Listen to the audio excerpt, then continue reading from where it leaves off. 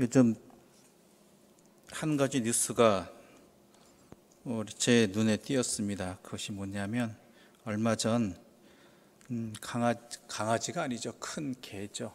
큰 개가 사람을 죽이고 말았는데 그 개 주인을 찾을 수가 없었다라는 것이죠. 그러다가 찾게 되었다라는 것이죠. 물론 그 주인은 그 개의 주인이 자신이라는 것을 감추기 위해서 블랙박스에 대한 조작도 행하고자 하였고 그의 도움을 요청하기도 하였고 또한 여러 가지 방법으로 자신이 그 개 주인이 아님을 나타내려고 했는데 결국은 그 개의 행동, 즉 사료를 주었을 때 주인에게 특정 반응한 것을 살핀 그 결과로서 그 개의 주인이 바로 누구인지를 정확히 알게 되었다라는 것이죠. 그렇습니다. 때로는 진리가 밝혀지지 않는 것 같이 여겨지고 억울한 일들이 벌어지는 것 같이 느껴지는 현실이지만 그럼에도 불구하고 결국에는 진실은 반드시 드러나게 된다는 것이고 이 땅에서 드러나지 않는다 할지라도 결국은 하나님 앞에서는 반드시 드러나게 되고 그에 합당한 대가를 치르게 된다는 것이죠. 또 하나 제가 보았던 것 중에 하나는 비현실적인 이야기죠. 한 드라마였습니다. 재판에 관한 이야기가 나오고 또한 세상에 없을 판결들이 나오는 그러한 드라마였습니다. 오죽하면 사람들이 이 땅의 판결에 대해서 답답함을 느끼면 죄인이 죄에 대해서 제대로 대가를 받지 않는다고 얼마나 생각하면 그런 드라마가 나오고 인기를 끌을까 하는 것이었습니다. 예를 들면 이런 판결이 내려지죠. 환경오염을 일으킨 즉 폐수를 방류하여서 많은 사람에게 피해를 준 기업주에게 여러 가지 방법으로 그 상황을 면하려고 했는데 그 모든 것들을 다 이겨내고 결국은 판결이 어떻게 났죠? 보신 분이 계실 것 같은데 여러 가지 방법으로 나가려고 했습니다. 근데 그것들을 다 물리쳐버리고 235년형을 때려버리더군요. 우리나라에서 그런 형벌의 연수가 나올 수 있는가? 나온 적은 없는 것 같습니다. 외국 같은 경우는 가석방 없는 130년, 200몇 년 이렇게 돼서 그런 형벌을 내리는 경우도 종종 봤는데 그 드라마에서는 그런 일들이 벌어지고 있었다라는 것이죠. 한 나라가 제대로 되고 있느냐 아니냐, 또한 그 땅을 살아가는 사람들이 좀 더 공평한 세상을 살아가느냐 아니냐의 척도가 바로 재판이고 그 재판의 결과가 그에 합당하게 내려지고 완전히 억울한 사람이 없어지지는 않겠지만 그래도 덜 억울하고 100% 만족할 수는 없겠지만 그래도 대다수가 수긍할 만한 결과들이 나오게 된다면 그 땅은 참 편할 것 같고 그 나라는 그 사람들은 그래도 그 공동체를 믿을 만하지 않을까라는 생각이 듭니다. 이런 측면에서 우리 하나님 아버지를 믿고 따르는 이유도 여기 있겠죠.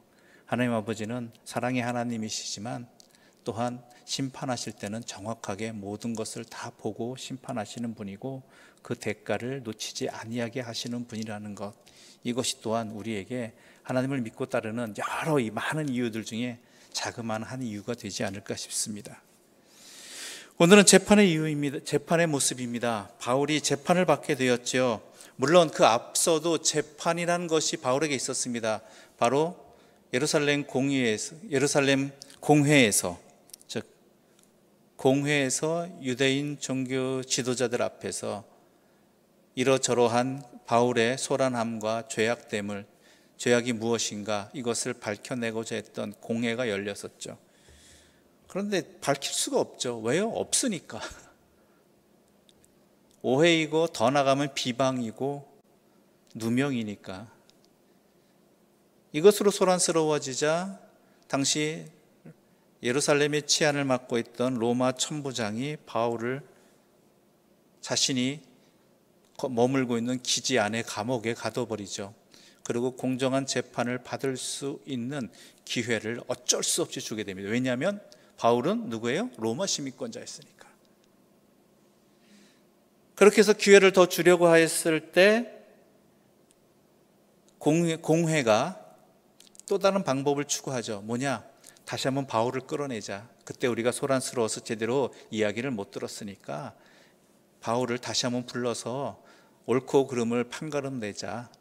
이럴 기회를 로마 천부장에게 요청하자. 그러면 들어줄 수밖에 없을 것이다. 근데 정작 목적은 뭐였어요? 바울과 공회에서 따져보자가 아니라 뭐였죠? 오는 길에 바울을 암살하고자 하는 그러한 획책이 있었죠. 이것이 알려집니다. 이 첩보를 들은 천부장은 한밤중에 바로 바울을 예루살렘에서 100km 떨어진 총독이 있는 로마 총독이 있는 가이사라로 호송하게 되죠. 보호하면서. 거기서 재판하라는 거죠. 정식 재판권은 로마 시민권자이므로 바울이 물론 유대의 교회 일이지만 로마 시민권자이므로 로마 총독이 재판하는 그 자리로 가야 된다라는 정당한 이유가 있었던 것입니다. 그래서 재판정이 바뀌게 되는 겁니다. 아니, 앞서는 정확한 재판정이 아니죠. 재판에 권리가 없으니까. 여기가 정식으로 재판정입니다. 그래서 유대교의 대제사장들과 그의 추종자들이 그렇다면 거기서 하겠다. 거기서도 우린 자신 있다라고 생각하여서 무리를 이끌고 나타납니다. 그 중에 변호사 더둘로도 같이 가고요. 왜냐하면 변호사라는 것은 말 그대로 여기는 변호사가 말이 안 되잖아요. 바울이 피고인이잖아요. 이쪽 입장에서는 죄인이잖아요. 그럼 죄인 입장에서 죄인을 변호하는 게 변호사인데 엄밀히 말하자면 검사라고도 얘기할 수 있겠죠. 여기서 말하는 변호사라는 것은 죄를 입증시킬 만한 언변이 있는 사람, 말 잘하는 사람, 설득력 있게 말 잘하는 사람. 옛날에는 정확한 증거를 밝힐 수가 없잖아요. 그러니까 논리적으로 재판장을 얼마나 설득시킬 수 있느냐가 변호사의 능력이었어요. 그래서 죄 있던 사람도 없게 되는 것이고 죄 없던 사람도 억울하게 죄를 당할 수도 있죠. 그래서 아주 유능한 변호사를 쓴 겁니다. 더둘로라는 말 잘하는. 거기다가 또 어떤 사람들이 갔냐 1절을 보게 되면 대제사장 아나니아가 어떤 장로들과 왜 들어갔을까요? 장로들이라는 것을 말하는 것은 오늘날 교회 장로님들을 얘기하는 게 아니라 당시 유대 공동체의 원로들, 유대 공동체에 지혜를 주고 또한 경험을 가지고 영향력을 미치는 그러한 원로들을 데리고 갔다라는 거예요. 이 여기서 나타나는 것이 뭐냐면은 한마디로 이 대제사장 아나니아는 이 원로들을 데리고 가서 이들의 정치적 영향력을 통해서 총독을 압박하기 위해서요. 당신이 우리 얘기를 들어주지, 우리 뜻대로 판결해 주지 않으면 어떻게 한다고요? 우리가 당신의 통치에 협조하지 않을 것이다. 그럴 만한 사람들이 여기 나와 함께 뜻을 같이 하고 있다. 유대의 이스라엘의 원로들이니까 이 원로들의 말을 잘 들을 거 아니에요. 오늘날로 얘기하자면 한 가문이 있는데 그 가문에 영향력이 있는 어르신을 데리고 가서 그 사람 보고 그 영향력을 행사하라고 그러고 이 사람 우리 뜻대로 안 들어주면 이 사람이 주관하고 있는 영향력을 미치는 모든 가문에게 당신에 대해서 협조하지 않도록 하겠다. 이런 의미가 담겨 있는 것이죠. 거기다가 말 잘하는 변호사까지 데리고 가죠. 그러면서 가이사랴에 왔습니다. 이 무리들이. 그러면서 총독에게 바울을 고발합니다. 거기까지 와서. 고발 내용이 뭐냐? 우리 3절부터 9절까지의 말씀 다시 한번 한 절씩 나눠 읽어볼까요? 3절부터 9절입니다. 3절 제가 먼저 읽겠습니다. 벨릭스 각하여 우리가 당신을 힘입어 태평을 누리고 또 이 민족이 당신의 선견으로 말미암아 여러 가지로 개선된 것을 우리가 어느 모양으로나 어느 곳에서나 크게 감사하나이다.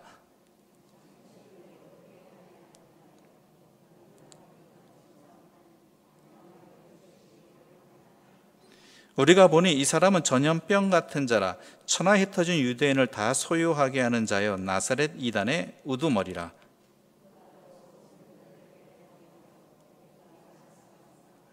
당신이 친히 그를 신문하면 우리가 고발하는 이 모든 것을 아실 수 있나이다 하니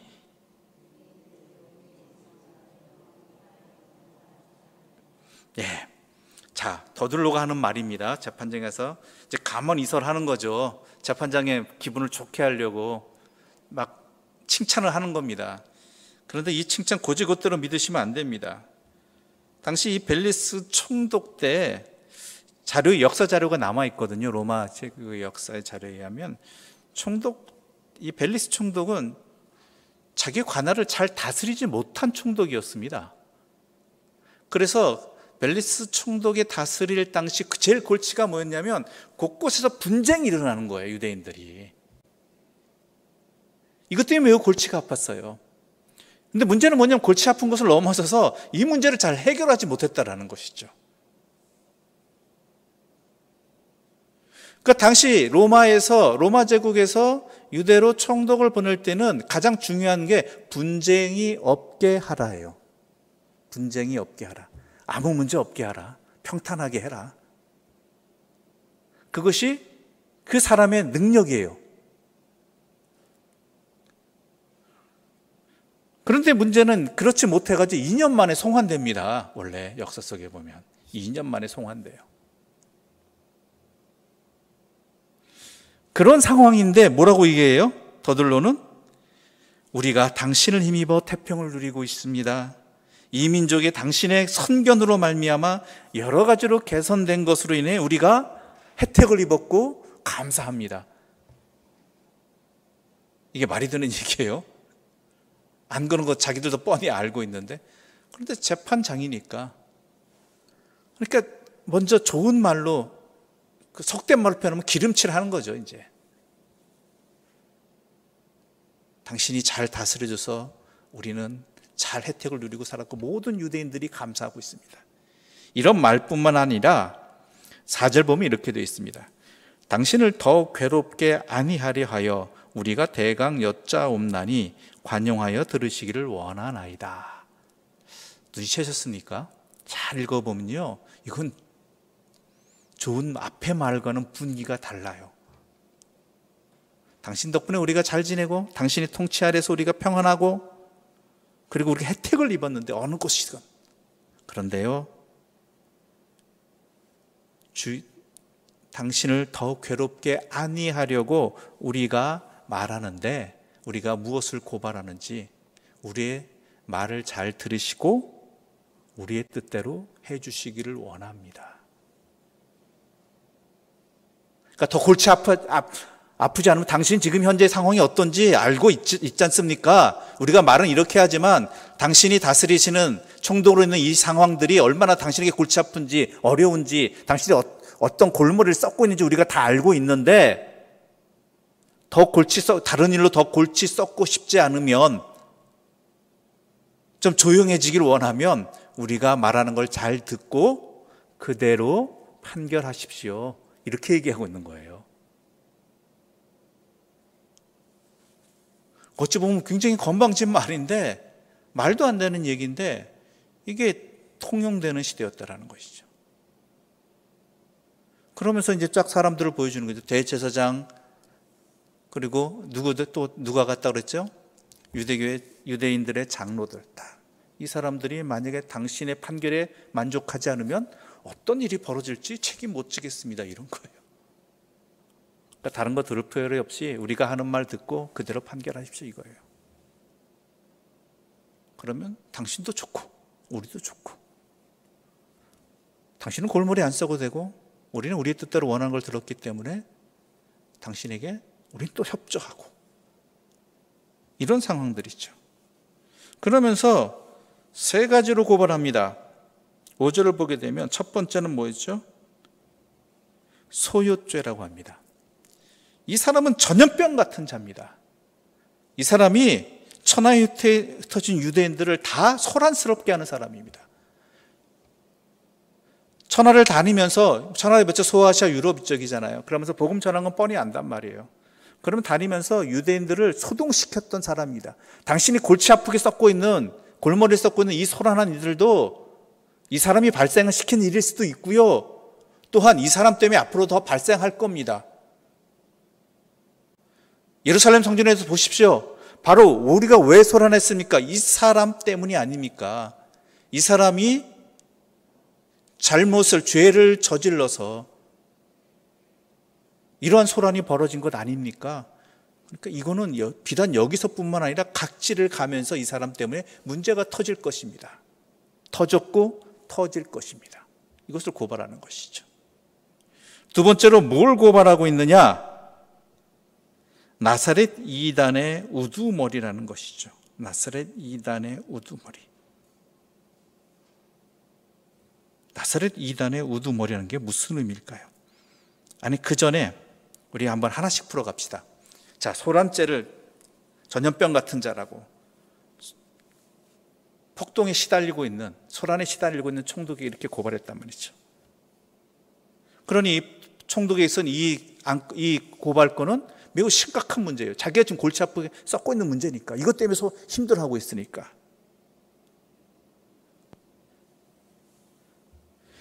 거기에 대해서 사도 바울은 뭐라고 이야기하느냐? 10절부터 이야기해 볼까요? 10절부터 13절 말씀입니다. 10절부터 13절입니다. 이게 바로 고발에 관한 바울의 답변입니다. 첫 번째 고발에 대한, 함께 한 절씩 나누겠습니다.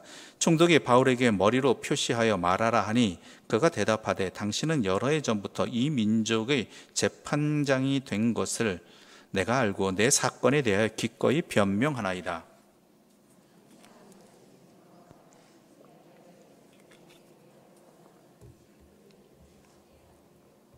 그들은 내가 성전에서 누구와 변론하는 것이나 회당 또는 시중에서 무리를 소동하게 하는 것을 보지 못하였으니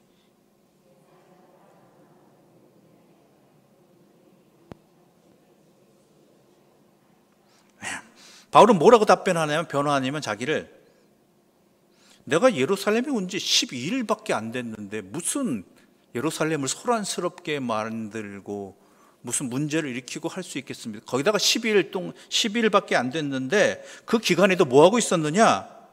뭐 하고 있었죠?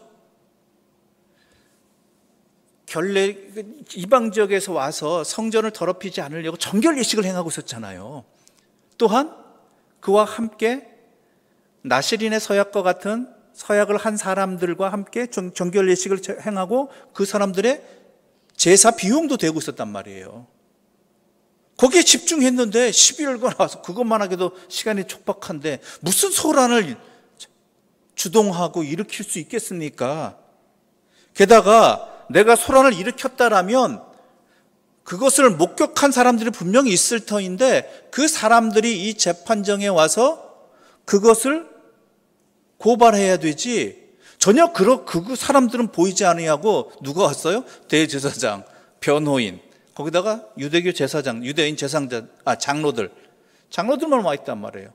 아니, 그때 소란을 일으켰다면 그 소란을 주동한 것을 목격한 사람이 와서 고발을 해야지.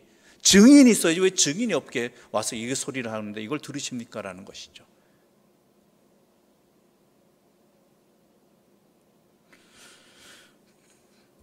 또한 두 번째로 고발된 내용이 5절을 보게 되면 끝부분에 있죠.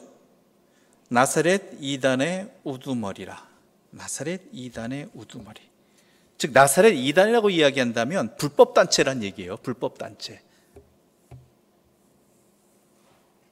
즉 나사렛 이단이라는 건 우리가 잘 아는 대로 예수님이 별칭이죠. 나사렛 예수. 그 사람의 예수님의 가르침을 중심으로 결성된 단체이고 그 단체의 우두머리가 누구라고요? 바울이라는 것이죠. 사도 바울. 그런데 여기서 사용된 이단이란 말은 당시에 두 가지 의미가 있었대요. 하나는 우리가 잘 아는 대로 정통교리에 어긋난 집단, 종교 집단. 우리가 일반적으로 쓰는 이단이죠. 또 다른 의미는 뭐냐면 로마인들에게는 이단이라는 표현은 어떻게 다가오냐면은 정치적 폭동을 불러일으킬 불순분자들. 그러니까 로마인들에게는 그렇게 다가왔어요. 그러니까 종교적인 이단이 아니라, 왜냐하면 로마인들은 종교가 많아요. 합리적이라고 생각한다면, 즉 합리적인 요건이 여러 가지가 뭐냐면 첫 번째가 오래되었나 그 종교가, 그리고 두 번째가 로마의 평화를 방해하지 않는가, 이 두 기준이 가장 핵심이, 이것만 어긋나지 않으면 모든 종교를 용인했어요. 그러니까 유대교도 인정한 거예요. 그리스 신을 섬기는 종교도 인정하고, 이 애굽 신 종교도 인정하고, 또한 여러 민족들이, 그 민족의 신들이 오래된 것이고 그 정통성이 있다고 표현할게요. 정통성이 있고, 또한 로마의 제국의 통치에 위협이 가해되지 않는, 평화를 깨트리지 않는다면, 소란을 일으키지 않는다면 모든 종교를 다 인정했거든요. 그러니까 이 사람들에게 종교적 이단이라는 것은 이해 안 가는 표현이고, 정확히 말하자면 이 이단이라는 표현은 그들의, 이 로마 총독에게는 정치적인 불순 집단, 그런 의미로 다가오는 것이죠.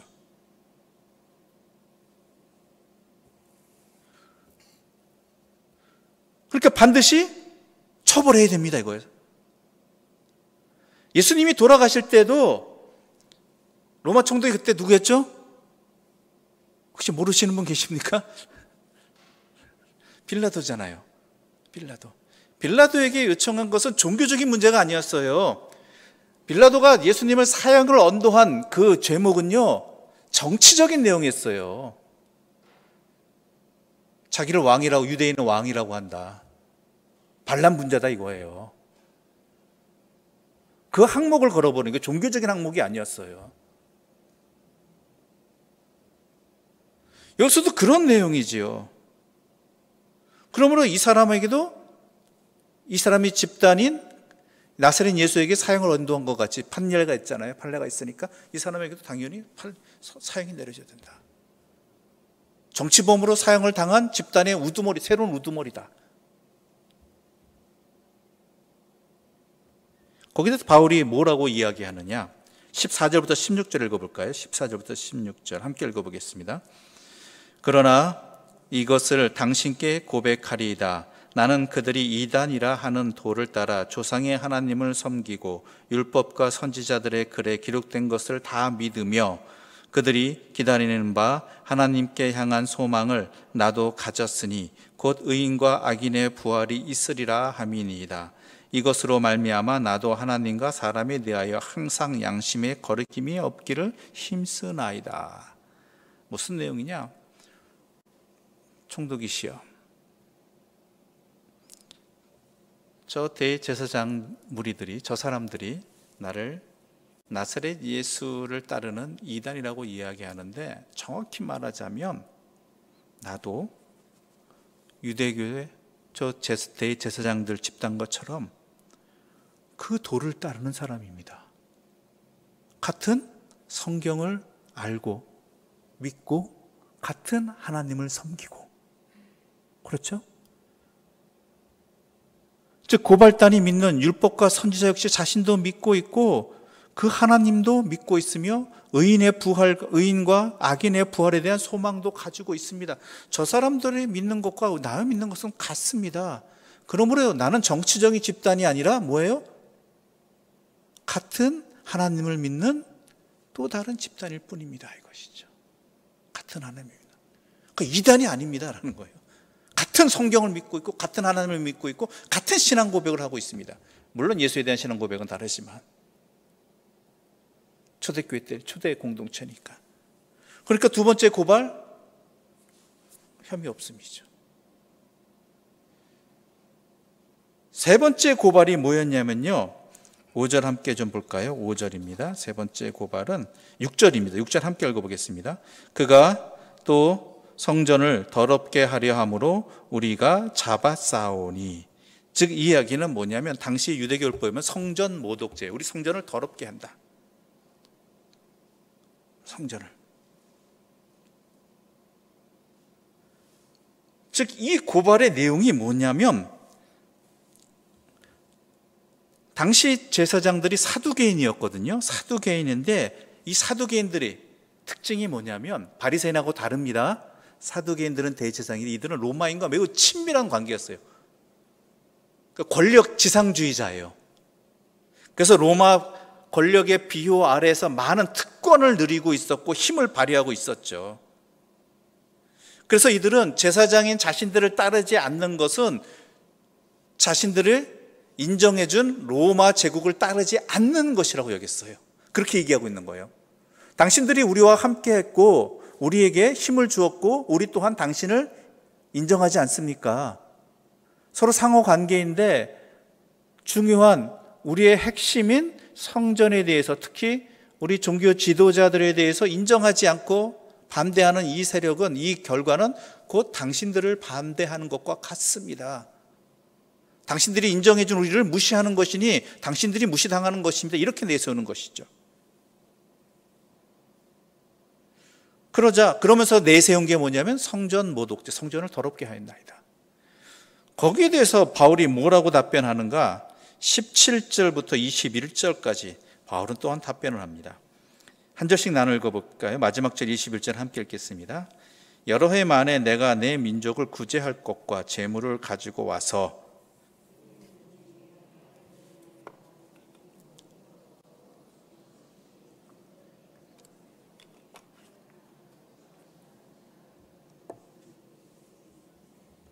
그들이 만일 나를 반대할 사건이 있으면 반드시 당신 앞에 와서 고발하였을 것이요.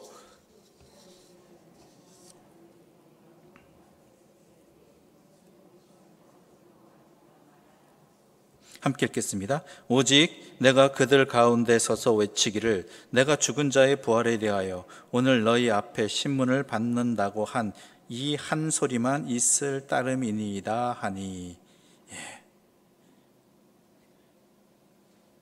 성전을 모독한다고 이야기하는데 내가 여러 해 만에 예루살렘에 와서 재물을 가지고 또한 내 민족을 구제할 그러한 재물과 또한 하나님께 드릴 재물을 가지고 왔는데 이게 무슨 성전 모독입니까?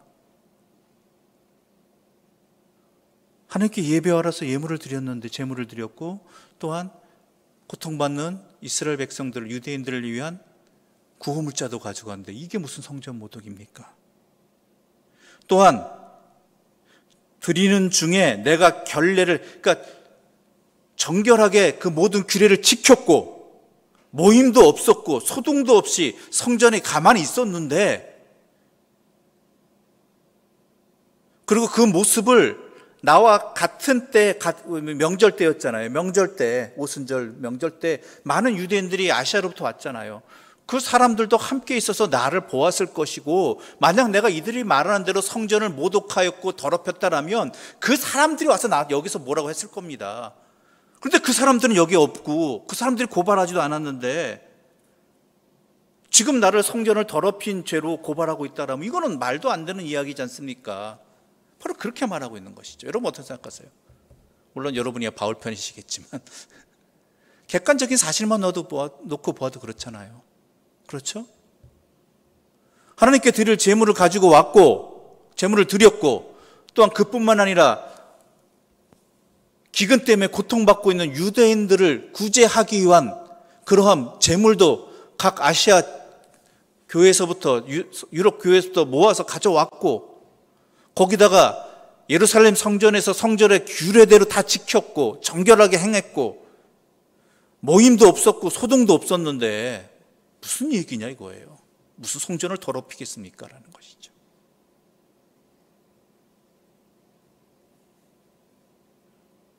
고발자도 없는 정확한 고발, 만약 그랬으면 아시아에서 함께 온 다른 유대인들이 고발하였을 것인데, 그러니까 이 고발권은 뭐예요? 무효다라는 거예요. 무효.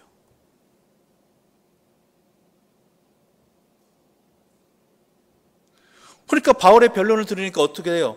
판결이 내릴 수가 없는 거예요. 이거는 아무리 자기가 이 소요 사태 때문에 골치를 썩고 있고, 또한 이 문제를 해결하기 위해서는 유대인 공동체의 협조를 얻어야 되고 그들과 함께 이 문제를 해결해 나가야 되는 상황이지만, 아무리 건수를 잡으려고 해도 그들이 고발하고 있는 그 모든 세 가지 건에 대해서 전혀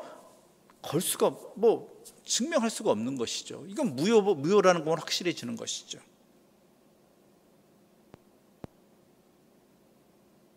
그래서 펠릭스는 이렇게 말합니다. 22절과 23절 읽어보겠습니다. 22절과 23절입니다. 함께 읽어보겠습니다. 펠릭스가 이 도에 관한 것을 더 자세히 아는 고로 연기하여 이르되 천부장 루시아가 내려오거든 너희 일을 처결하리라 하고 백부장에게 명하여 바울을 지키되 자유를 주고 그의 친구들이 그를 돌보아 주는 것을 금하지 말라 하니라. 예. 무죄 판결 났습니까? 유죄 판결 났습니까? 판결이 나왔잖아요. 무죄예요, 유죄예요? 자, 벨릭스라면 여러분이 벨릭스 입장이라면 어떻게 내리시겠습니까? 무죄입니까? 유죄입니까? 무죄라고 하면 유대인들이 난리 날 것이고 앞으로 통치가 더 골치 아파질 것이고, 그렇죠? 유죄라고 하면 이것 또한 말이 안 되잖아요. 모든 고발한 건수 다 증명이 됐잖아요. 아니라는 게. 그러니까 미루는 거예요. 미루는 거예요.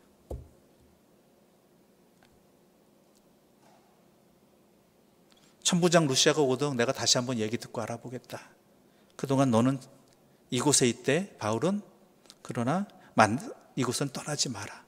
대신 너의 지인들이 너를 돌보는 것은 인정해 준다. 그리고 내가 가끔 부를 때 와서 이야기하자.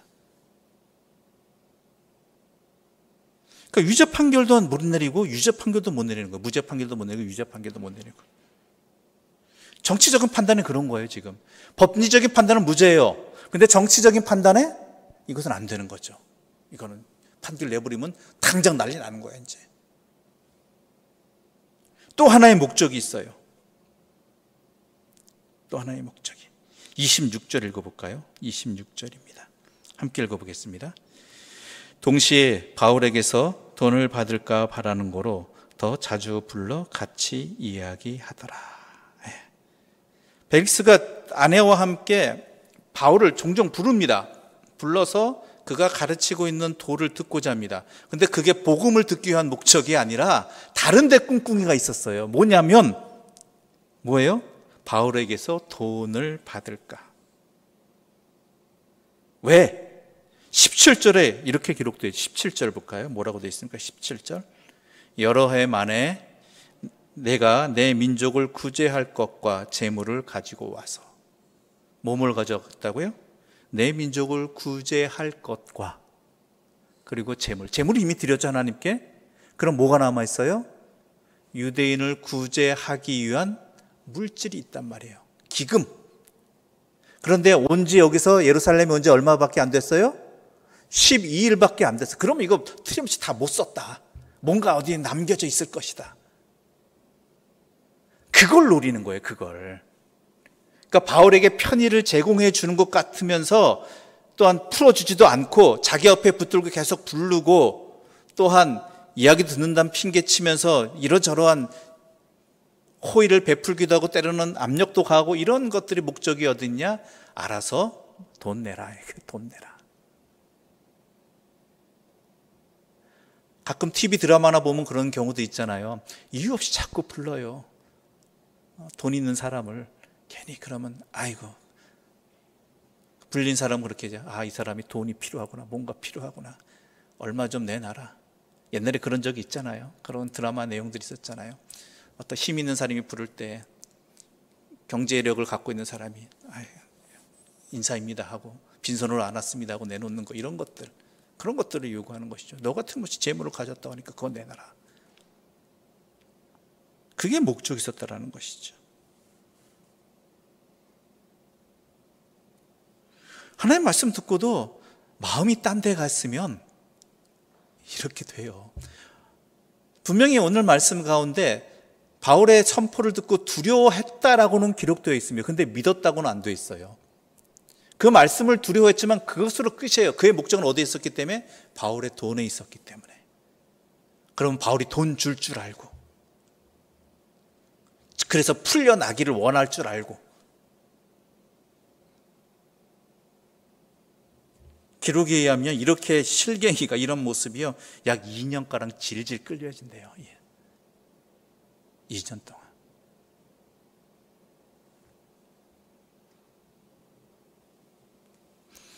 그 2년 동안 바울을 통해서 복음을 들었음에도 불구하고 벨릭스의 마음은 어디가 있었기 때문에?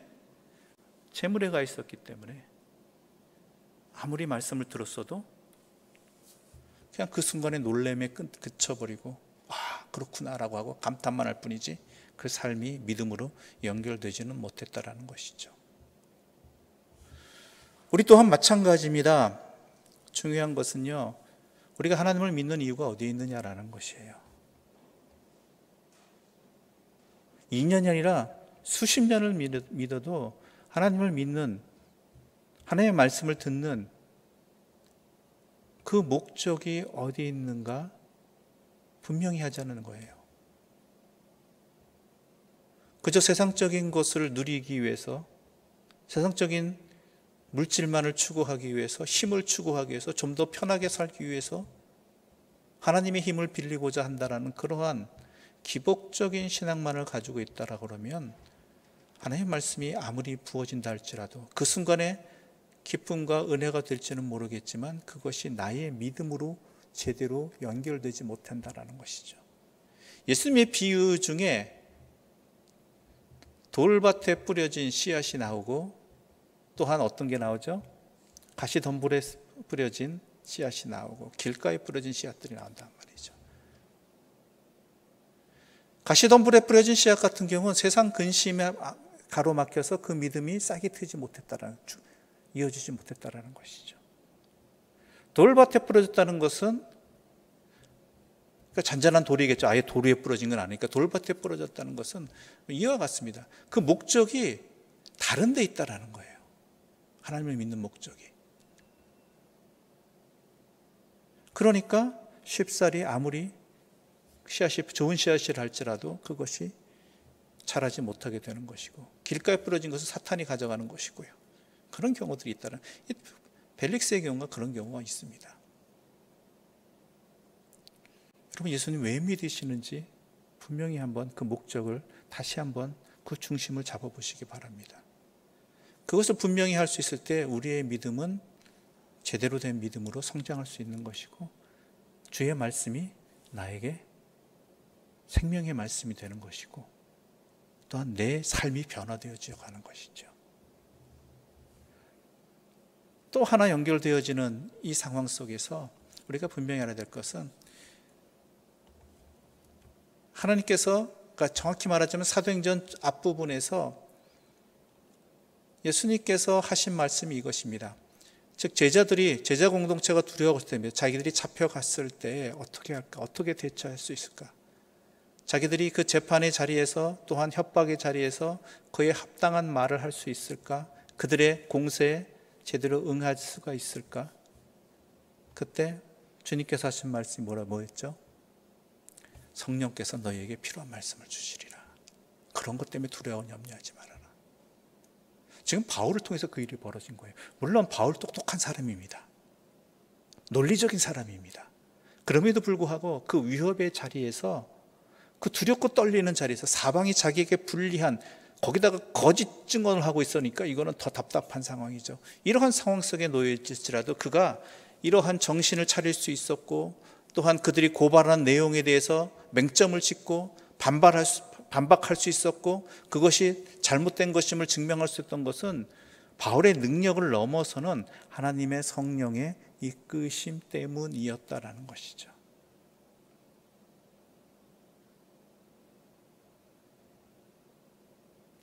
하나님께서는 우리에게 주님을 의지할 때, 주님의 뜻에 따르고자 할 때 필요한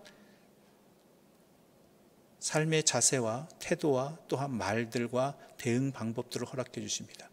때로는 그것을 허락해 주시지 않을 때도 있어요. 뭐라고 답변하고 싶은데, 뭐라고 응대하고 싶은데, 응하고 싶은데 안 나올 때가 있어요. 그때는 뭐예요? 참으란 얘기지 뭐. 참으라는 것이죠. 견디라는 것이고요. 때가 되면은 필요한 것들은 하나님께서 다 성령을 통해 허락해 주신다. 무엇을 말해야 될까? 무엇으로 답변해야 될까?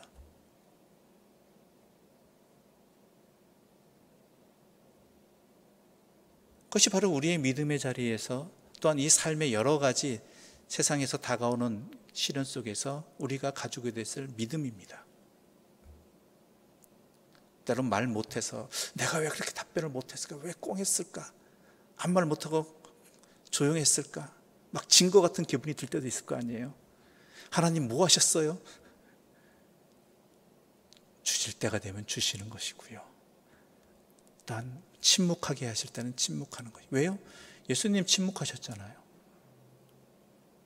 아니 바울보다 더 똑똑하시고 그리고 모든 능력이 예수님이 그 말도 안 되는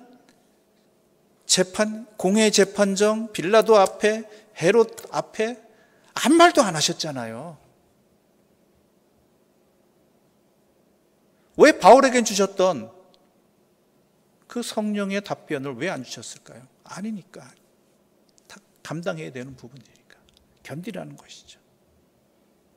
그러나 필요할 때는 바로 베드로에게 주셨던 것처럼, 바울에게 주셨던 것처럼 완벽하게 주시는 분이 또한 성령님이시라는 것입니다.